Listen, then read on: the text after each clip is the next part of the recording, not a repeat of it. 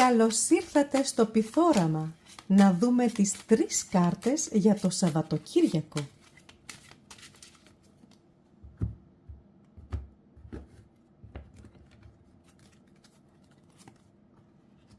Το πάρκο, η αρκούδα και η κρίνη.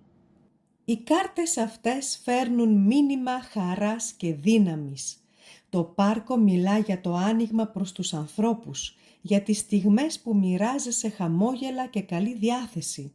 Η αρκούδα είναι η δύναμη που σε στηρίζει, η προστασία και η σιγουριά που νιώθεις όταν έχεις δίπλα σου την οικογένεια και τους αγαπημένους σου.